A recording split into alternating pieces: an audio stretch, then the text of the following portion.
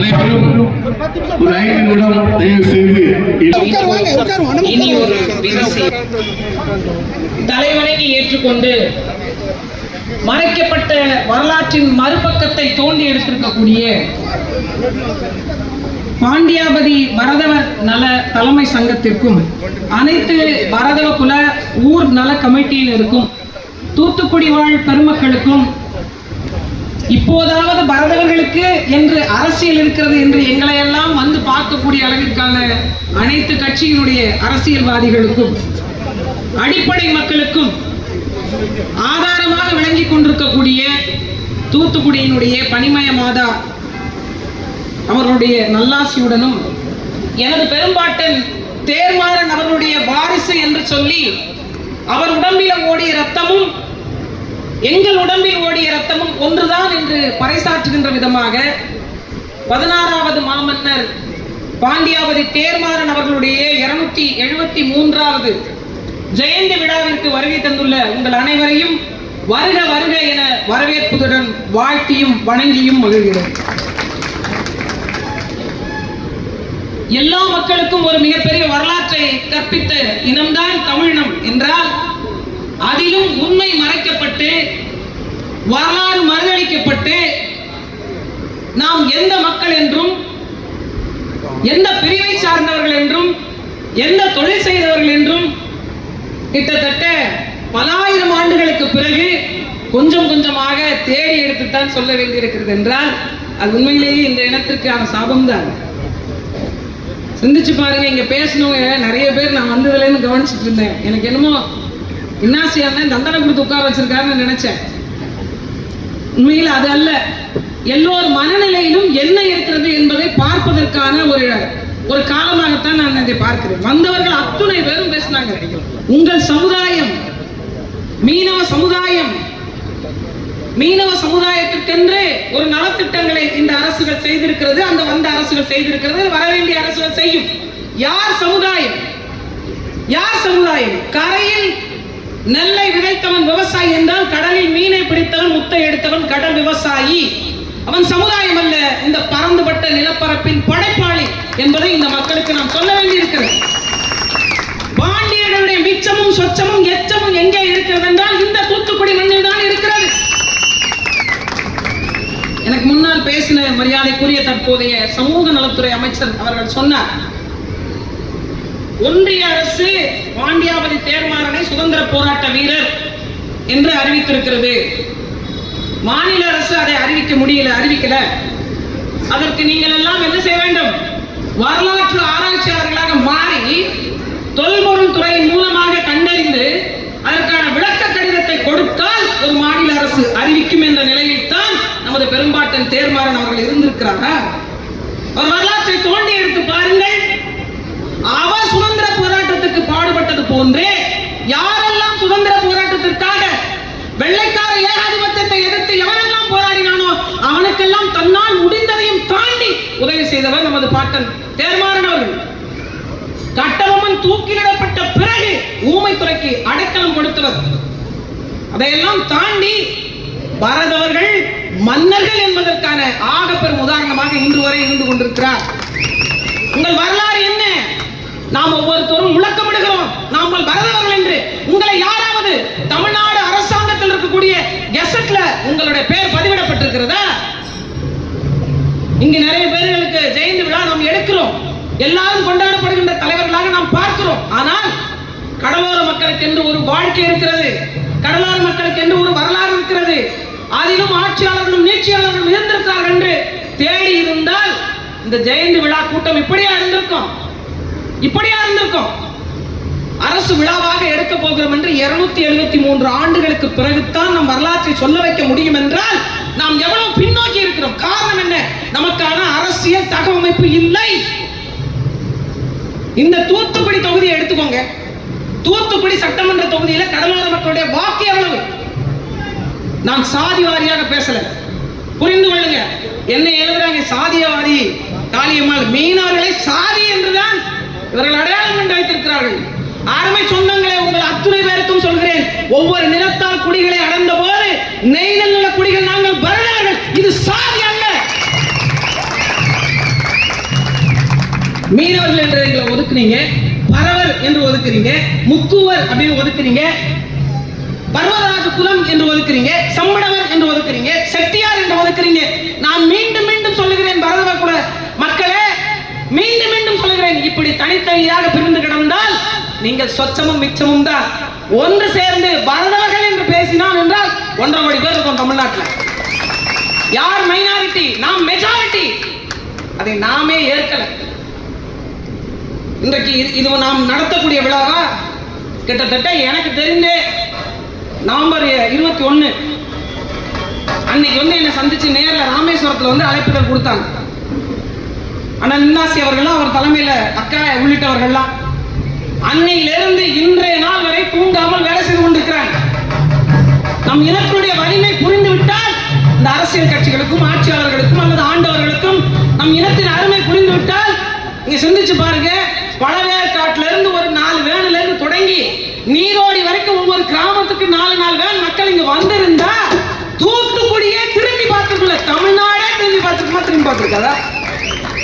இப்ப நம்ம இனத்தினுடைய அடையாளத்தை நாமே கற்பிக்க மறந்து போனோம் என்பதுதான் யதார்த்தம். ஒரு மணிமண்டபம் கேட்கிறோம். இந்த மண்ணிலே அரண்மனை கட்டி ஆட்சி செய்த மன்னருக்கு நாம் மணிமண்டபம் கேட்டுக் கொண்டிருக்கிறோம். ஏன்? மணிமண்டபத்தை கொடுக்கின்ற இடத்தில் நாம் இல்லை. நமக்கான அரசியல் அதிகாரமோ நமக்கான அரசியல் பங்கேற்போ இல்லை. அதை உறுதி செய்கின்ற மக்களோடு நாம் இருக்க வேண்டுமே தவிர சாதியாக, மொழியாக, மதமாக, கட்சியாக பிரிந்து போய் கிடப்பதனுடைய விளைவுதான் இது. நீண்ட நெடிய பெரிய வரலாற்றை கொண்ட இனம் இவ்வளவு குறுகி போனதனுடைய நோக்கம் என்ன? காரணம் என்ன? தேடி பார்த்தது உண்டா? நாம என்ன வரும்போது சொன்னாங்க, ஆக சிறந்த பேச்சாளர் இல்லை, நான் வழி தாங்க முடியாமல் கத்துகிறேன், அவ்வளவுதான். நான் பேச்சாளர் இல்லை. என் பிரச்சனையை நான் பேசாது எவரோ ஒருவர் பேசுவார் என்றால் வானத்திலிருந்து ஒருத்தன் குதிச்சு வருவானா? என் பாட்டனுக்கான விழாவை ஒரு அரசு விழாவாக கூட மேற்கொள்ள முடியவில்லை என்றால் இந்த மண்ணில் நாம் இத்தனை ஆண்டு காலம் வாழ்ந்து என்ன பயன்? அயல் நாட்டுக்கு வாணிபத்தை சொல்லிக் கொடுத்த என்ன பயன்? உலகத்திற்கு உப்பை கொடுத்ததனுடைய பயன் என்ன? தற்சார்பு பொருளாதாரத்தை கற்றுக் கொடுத்ததனுடைய பயன் என்ன? ஒன்றுமே இல்லை. ஒரு ஒதுக்கப்பட்ட மக்களாக, ஒரு உரிமை மறுக்கப்பட்ட மக்களாக, வாழ்கின்ற நிலத்திற்கான குடியுரிமையற்ற மக்களாக கடலோரங்களில் ஒரு ஓரங்களில் நாம் குவிந்து கிடக்கிறோம். அடிமை சமூகம் என்ற கோட்பாட்டின் அடிப்படையில் நம்மை வைத்திருக்கிறாங்க. பொருளாதாரத்திலும் எல்லா நிலையிலும் பின்தங்கிய மக்களாக இருக்கக்கூடியவர்களுக்கு குறைந்தபட்சமாக அவர்களுடைய நலத்தை பேணுவதற்காகவாது இங்கு இடஒதுக்கீடுகள் வழங்கப்பட்டது. அப்படியாவது இந்த மக்களுக்கு உண்டா? எல்லாரும் சொல்றாங்க, பாண்டியர்கள் சண்டை போட்டாங்க, சேரர்கள் சண்டை போட்டாங்க, சோழர்கள் கடை தாண்டி போய் படை நடத்தினாங்க, கடல் தாண்டி போய் அங்க போய் வர்த்தகத்தை விரிவாக்குறாங்க, இந்தோனேசியா போனாங்க, மலேசியா போனாங்க. யாருடைய தலைவில் இது நடத்தப்பட்டது? முதல் சுதந்திர போராட்ட வீரர் வர்ணகுலத்தான், நாகப்பட்டினத்தினுடைய குறுநில மன்னன். இங்கிருந்து இலங்கைக்கு போய் இலங்கை நாட்டை எதிராளிகளிடமிருந்து போர்ச்சுகீஸ் கைப்பற்றி அந்த நாட்டு தமிழ் மன்னன் ஒப்படைத்துட்டு வந்தவன் யார் தெரியுமா? உங்க பாட்டன் தான். இதே தூத்துக்குடியில வர்ணகுலத்தான பேச பயப்படுவாங்க, கன்னியாகுமரியில சிங்காரவேலரை பத்தி பேச பயப்படுறாங்க, சென்னையில லூர்தம்மாளை பத்தி பேச பயப்படுறாங்க, நாகப்பட்டினத்துல தேர்மாறனை பத்தி பேச பயப்படுறாங்க. காரணம் என்ன? நமக்கான வரலாற்று புரிதலை நாம் கடத்தல, சொல்லல. நீங்க பாக்குறீங்கல்ல, தமிழ்நாட்டில் பல தலைவர்களுக்கு ஜெயந்தி விழா ஏற்பாடு நடக்கிறது. யாராவது எங்களுடைய ஜெயந்தி விழாவுக்கு நீங்க வாங்க அப்படின்னு ஒவ்வொரு கட்சிக்காரங்களை அழைத்தது உண்டா? நாம் தொடக்க காலகட்டத்தில் இருப்பதனால் போய் அழைக்கிறோம். அவர்களுக்கு இது அரசியல், இது வாக்கு அரசியல். இந்த மக்களிடம் அதிகப்படியான வாக்கு இருக்கிறது. வருகின்ற 2026 தேர்தல் வருது, அப்ப நான் இந்த மக்களை போய் சந்திக்கணும் என்பதற்காக ஓடோடி வருகிற கூட்டங்கள் தானே இங்க அதிகம். உண்மையா சொல்லுங்க, உளப்பூர்வமா சொல்லுங்க. நான் யதார்த்தத்தை பேசுறேன். இத பேசினா இப்படி வந்துருமோ என்ற பயத்தை நான் ஒருபோது வைத்துக் கொண்டது கிடையாது. மனதில் இருப்பவைகளை கொட்டிவிட்டு போவேன். ஏனென்றால் நான் அந்த பாண்டிய நிலத்து பேரரசினுடைய வாரிசு. அப்படி ஒரு பயத்தை ஏற்படுத்தவில்லையே நாம. அந்த பயம்தான் நமக்கான அங்கீகாரம். யாராவது அப்படி ஒரு சூழல், வெறும் வாக்கு செலுத்துகின்ற அந்த நேரம் ஒரு தலை, ஒரு ஓட்டு, அவ்வளவுதான். உங்களுக்கான பங்கீடு எங்கே? எனக்கெல்லாம் பெரிய வருத்தம். கடலோர மக்கள்ல ஒருத்தர் கூட அங்க இல்ல. மீன்வளத்துறை அமைச்சர் பதவிக்கு ஒருத்தர் கூட அறிவார்ந்தவர்கள் இல்ல. காற்றை கணக்கிட்டு கடன் செலுத்தியவன் கடலாடி. அவனுக்கு அவர் துறை சார்ந்தவர்கள் அமைச்சகம் செய்ய முடியாதா? ஏன் இந்த அரசுகள் நம்மை அப்படி பார்க்கிறது? 5 ஆண்டு காலம் முடிய போகிறது. எங்கே கேள்வி எழுப்பினோம்? எங்கே போராடினோம்?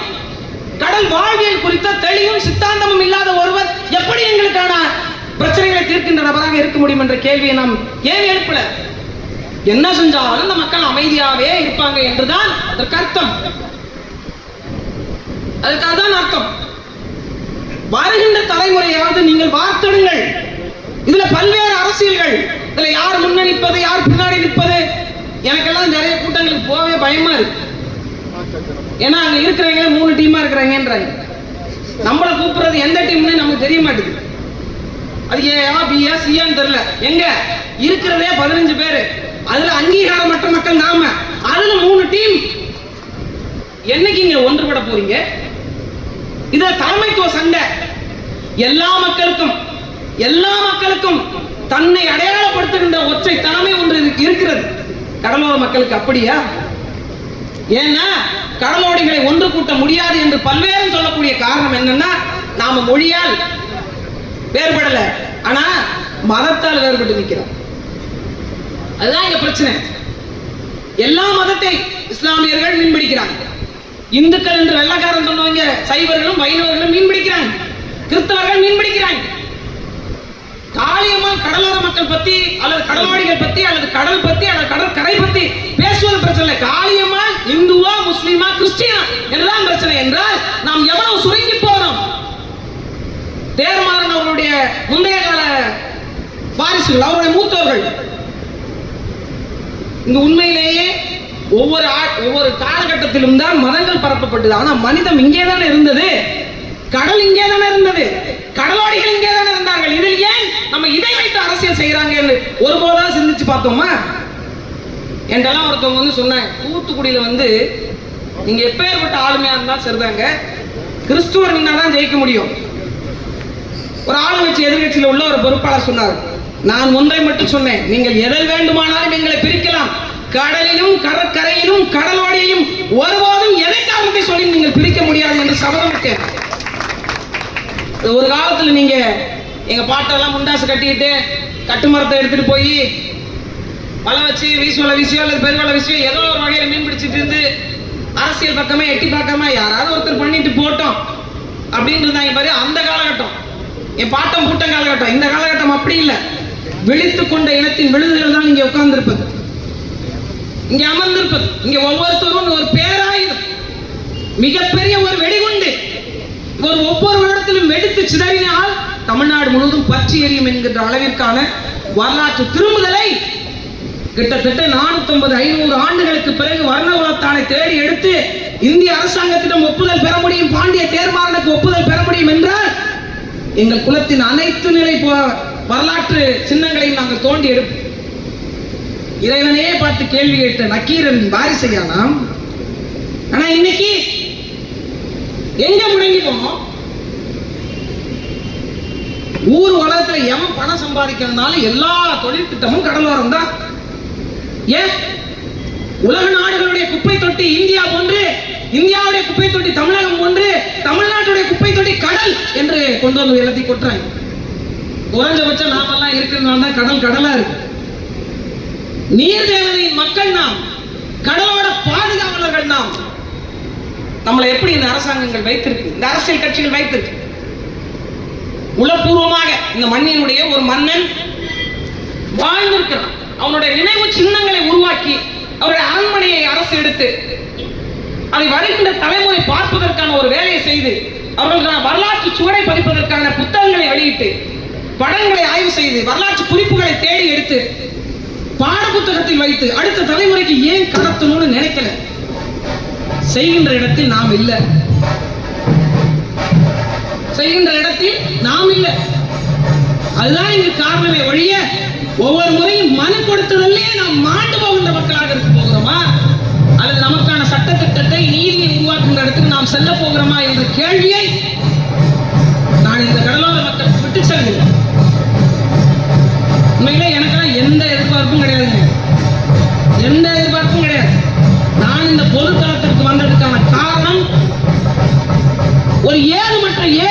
மக்களாக இந்த மக்கள் இருக்கிறாங்க.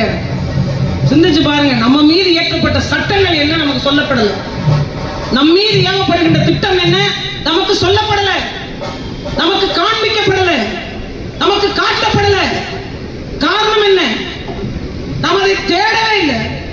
உழைத்தால் போதும், வாழ்ந்தால் போதும் என்று சுருங்கி போன கூட்டமா இது? இன்றளவிற்கும் நமக்கான பெருமையை உலகம் அறிய செய்யவே இல்லை. சமவெளி மக்களுக்கு, கடலோர மக்களுடைய பிரச்சனை என்ன என்றே புரியல. சிந்திச்சு பாருங்க, சொந்த நாட்டு குடிகளை 1000க்கும் மேற்பட்டவர்களை நட்பு நாடு என்று நான் சொன்ன நாடு சுட்டுக் கொன்றது நாம் வேடிக்கை பார்த்து கொண்டு இருந்தோமா இல்லை? இதே வேற ஏதாவது மக்களுக்கு நடந்திருந்தால் என்ன நடந்திருக்கும்? தமிழ்நாடே கொந்தளிச்சு போயிருக்காதா? எப்படிப்பட்ட ஒரு நெருக்கடி சூழல் வந்திருக்கும்? ஏன் இவற்றை எல்லாம் நாம் கண்டுகொள்ளாமல் கடந்து போகும்? காரணம் என்ன? நமக்கான அரசியல் தெளிவும் புரிதலும் எந்த தொலைவில், எந்த நோக்கத்தில், எந்த சுற்றத்தில் இருக்கிறது என்பதை நாம் பார்க்கவே இல்லை. அறிவிச்சிருந்த பெருமக்களே, நான் ஒன்றைத்தான் சொல்லுவேன், தேடி தேடி திரிந்தது போதும். நம் கண்முன்னே இருக்கின்ற அரசியல் அதிகாரத்தை கையில் எடுப்போம். நம் பெரும்பாட்டங்களை நாமே பெருமைப்படுத்துவோம். இன்னொருத்தரோட எவ்வளவு நாளை கேட்டுட்டு இருப்போம்? நீங்க ஒரு அதிகாரிகிட்ட கேட்போம், அந்த அதிகாரி அவருக்கு மூத்த அதிகாரியை கையை கட்டுவாங்க.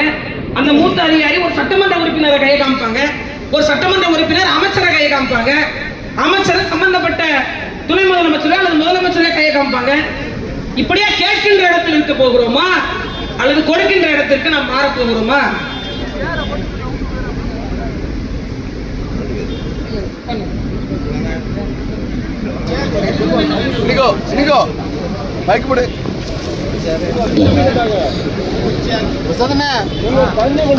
தமிழக வெற்றி கழகத்திற்காக வந்திருக்கின்ற வழக்கறிஞர் ரைட்டர் அவர்களையும் பாலா அவர்களையும் தமிழக வெற்றி கழக உறுப்பினர்கள் ஒவ்வொருவரையும் வருக வருக என அன்புடன் வரவேற்கிறோம். அக்காவுடைய பேச்சு தொடர்ந்து இருக்கிறது.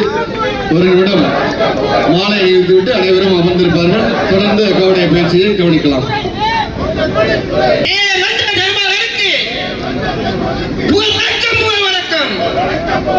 வணக்கம் செய்கின்றோம். தமிழக வெற்றி கழகம் வணக்கம் செய்கின்றோம்.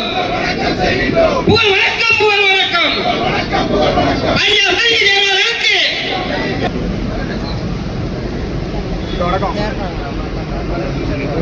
நிலப்பரப்பிற்காக மாற்றத்தை விரும்பக்கூடிய மக்களில் இருந்து தொடங்கி கடலோர மக்களுடைய வாழ்வியலும் சரி, அவர்களுடைய வரலாற்று குறிப்பும் சரி இருப்பதாக ஒரு மாபெரும் அறிஞர் வருத்தப்பட்டே கொண்டே இருந்தார். இது போன்ற பல்வேறு நெறிமுறைகளும் சரி, கோட்பாடுகளும் சரி, இறையும் சரி, மதமும் சரி, வாழ்வியல் முறைகளும் சரி, மீன்பிடி முறைகளும் சரி, ஒவ்வொரு மாவட்டத்திற்கு மாறுபட்ட போதும் ஒற்றை சொல் மட்டும்தான் நம்ம இணைத்துக் கொண்டிருக்கிறது. அது பரதவர் என்ற ஒரு பெரும் சொல். நான் ஒரு முறை தமிழக அரசினுடைய தலைமை செயலகத்துக்கு போயிருந்தேன். கடலோர மக்களை, பரதவ மக்களை பழங்குடியினர் மக்களாக நீங்கள் அங்கீகரிக்க வேண்டும், பழங்குடியினர் மக்கள் பட்டியலில் இணைக்கப்பட வேண்டும் என்று நான் பேசினேன். அப்ப அங்க இருக்கக்கூடிய அதிகாரி என்னை பார்த்து கேட்டாரு, பரதவர் அப்படின்னு கேட்டார். ஆமாங்க, இல்லைங்க, வேற சொல்லலாம் இருக்கு, பரதவர் என்ற சொல் இல்ல, அதுக்கான ஆவணங்களை நீங்க கொண்டு வந்து கொடுங்க, நம்ம உட்கார்ந்து பேசுவோம் என்று சொன்னார். உண்மையிலேயே இந்த மண்ணினுடைய அரசியலமைப்பு நிர்வாகத்திற்கு வாக்கு செலுத்தியதை எண்ணி நான் வருந்தினேன். ஒரு ஆதிகால தொல்குடி கூட்டம் 5 நிலப்பரப்பில் தலைமை நிலப்பரப்பாக பொருளாதாரம், வாணிபம், நாகரிகம், கலை, பண்பாடு இவை எல்லாவற்றையும் கற்றுத்தந்த ஒரு கூட்டத்தினுடைய பெயர் புறநானூற்று காலம் தொட்டு, தொல்காப்பியம் காலம் தொட்டு வழங்கப்பட்ட ஒரு நிலக்குடி மக்களுடைய பெயர் தமிழ்நாட்டினுடைய அரசு பதிவேட்டிலோ அல்லது அரசினுடைய நிர்வாகத்திலோ இடம்பெறவில்லை என்றால் இந்த அரசும் தகவமைப்பும் இந்த கடலோர மக்களை என்னவாக பார்க்கிறது என்ற ஒரு கேள்விதான் மிகப்பெரிய வலியையும் வேதனையும் தந்தது. காரணம் என்ன அப்படின்னா, நம்ம மக்கள் நம்ம எப்படி பார்க்கிறாங்க? தூத்துக்குடியில மக்களுக்கு என்னன்னு நம்ம கடந்து போறோம். சென்னை மக்களுக்கு ஒரு பிரச்சனை அப்படின்னா கன்னியாகுமரி மக்கள் கடந்து போறோம். நாகப்பட்டினத்து மக்களுக்கு பிரச்சனை அப்படின்னா தஞ்சாவூர் மாவட்ட கடலோர மக்கள் கடந்து போறோம். அப்ப இப்படி இருக்கக்கூடிய இந்த சூழல் மட்டும்தான், இந்த பிரித்தாளுகை தான், இந்த ஒற்றுமை இல்லா தன்மை மட்டும்தான் நம்மை அடையாளப்படுத்தாமலே வைத்திருக்கிறது. அதுதான் ஆகப்பெரும் உதாரணமாகவும் இருக்கிறது. நான் இருக்கின்ற அரசியல் கட்சிகளுக்கும் சரி, இந்த நிகழ்வுக்கு வருகை தந்தவர்களுக்கும் சரி, இனிமேல் நினைப்பவர்களுக்கும் சரி, எல்லாவற்றுக்கும் ஒன்றை மட்டும் சொல்லுங்கள். ஒவ்வொருவருடைய வரலாறு என்பது ஏதோ சாதாரணமாக கடந்து விட்டு போன ஒன்றல்ல. வலி நிறைந்த சுவடுகள். அதை அங்கீகரிக்க செய்யுங்கள். குறைந்தபட்சமாக இந்த நிகழ்வை முன்னெடுக்கணும் அப்படின்னா முதல்ல இதை பத்தி எல்லாம் தெரிந்து அறிந்து வைத்திருந்து அதை பத்தி தேடுதல் மேற்கொண்டு நிறைய ஆய்வுகளை நடத்தி அதன் பிறகு இங்க இருக்கக்கூடிய மக்களுக்கு எல்லாம் கற்பித்து ஒருங்கிணைத்து நடத்துவது என்பது எவ்வளவு கடினமான ஒன்று என்பதை புரிந்து கொள்ளுங்கள். எனக்கு தெரிந்து அடுத்த ஆண்டும் சரி, வரக்கூடிய ஆண்டுகளும் சரி, இந்த அரங்கம் இல்ல, இது போன்ற பல்வேறு அரங்கங்கள் இருந்தாலும் கூட இடம்பெற்றாத அளவிற்கான மிகப்பெரிய ஒரு கூட்டம் இந்த இடத்தில் நிறைவு. ஏனென்றால் நமக்கான அரசியல் அதிகாரம் என்பது அடுத்த ஆண்டில் மிகப்பெரிய பங்கேற்பை உறுதி செய்யும் என்பதை நான் உண்மையாகவும் உளப்பூர்வமாகவும் அவர் மீதும் சத்தியமிட்டு நான் சொல்லுகிறேன்.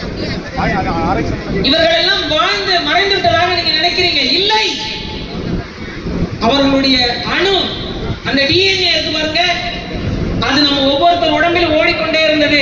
இந்த காலம்தான் வரும், அதை தோண்டி எடுப்பதற்கென்று ஒரு காலமும் வரையறை என்பது இரண்டும் சேர்ந்து வந்ததனால் இனிமேல் பரதவர்களுடைய ஆதிக்கம் தமிழ்நாட்டில் பறந்துபட்டு பட்டொலி வீசும் என்பதற்கான மாற்று கருத்து என்பது ஒன்று இல்லை.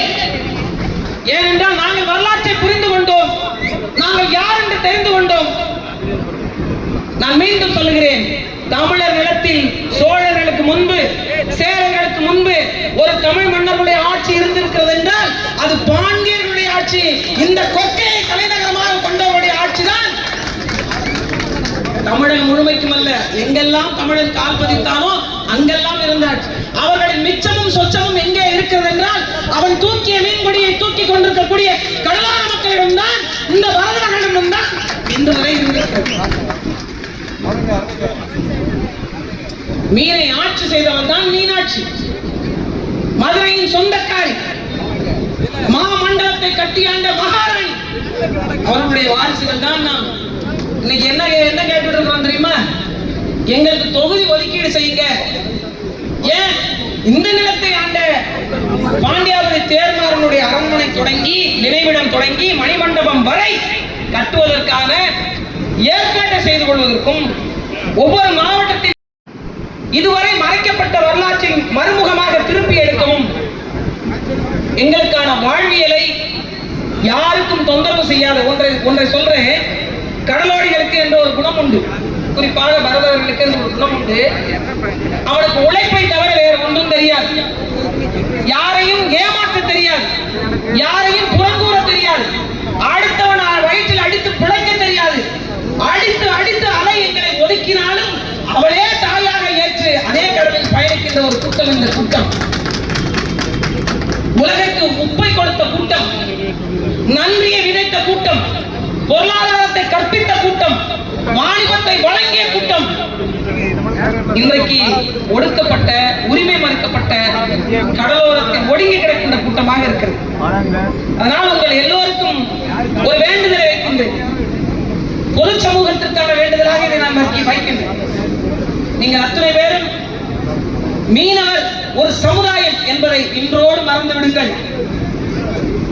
ஒரு பரந்துபட்ட நிலத்தினுடைய மக்கள் நாங்கள் என்பதை ஏற்றுக்கொள்ளுங்கள். நாங்கள் மீனவர்கள் மட்டுமல்ல, எங்களுடைய பரதர்கள் செய்த தொழிலில் மீனவர் என்ற ஒரு சமூகம் உண்டு. ஒட்டுமொத்தமாக மீனவர்கள் என்றால் ஒரு அடையாளம். நிறைய சினிமா படங்கள்ல நான் பார்க்கிறேன், ரவுடியா இருப்பாரு, போட்ல தான் எடுத்துட்டு போய் ஏதாவது கஞ்சா கடத்துவாரு, ஏதாவது தவறான தொழில்கள்லாம் அங்கதான் நடக்கும், அதெல்லாம் கடலோரங்கள்ல தான் நடக்கும் என்று கற்பித்தலை இதோடு விட்டுவிடுங்கள். நாங்கள் படித்திருக்கிறோம், பண்புள்ளவர்களாக இருக்கிறோம், எங்களுக்கு அரசியல் தலைமை செய்ய முடியும், ஆட்சி நிர்வாகத்தை ஏற்று நடத்தியவருடைய வாரிசு நாங்கள். அதனால ஒட்டுமொத்தமாக எங்களுடைய பெரும்பாட்டனுடைய ஜெயந்தி விழாவிற்கு வருகை தந்து இவருடைய வரலாற்றை கடத்துவதற்காக ஒவ்வொருவரும் எடுத்த பெரும் முயற்சிக்கு என்னுடைய வாழ்த்துக்களும் வணக்கங்களும் கோடான கோடி நன்றிகளும்.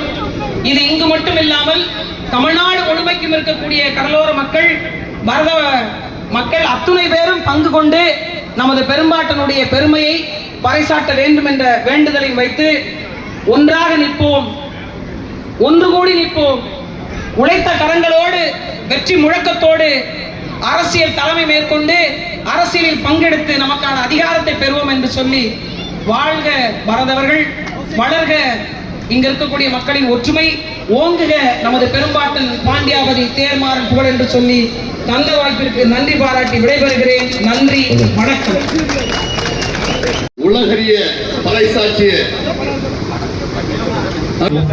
மாற வேண்டும் என்று பாரதிதாசனின் பாவடிகளை இன்றைய முகவரியாக கொண்டு பிறப்போக்கும் எல்லா உயிர்க்கும் தமிழகத்தை வாழ வைக்க வேண்டும் என்பதற்காக தமிழகத்தில் வெற்றி கழகம் என்ற இயக்கத்தை ஆரம்பித்து இன்று தமிழகெங்கும் சிட்டுக்குருவியாக பறந்து பணியாற்றிக் கொண்டிருக்கின்ற, எங்களை எல்லாம் அரசியலிலே வழிநடத்தி கொண்டிருக்கின்ற எங்களுடைய கழகத்தின் பொதுச் செயலாளர் பாசத்துக்குரிய அண்ணன் ஆனந்த் அவர்களின் அன்பு தம்பி கிஷோர் அவர்களே, முன்னாள் மாமன்ற உறுப்பினர் மரியாதை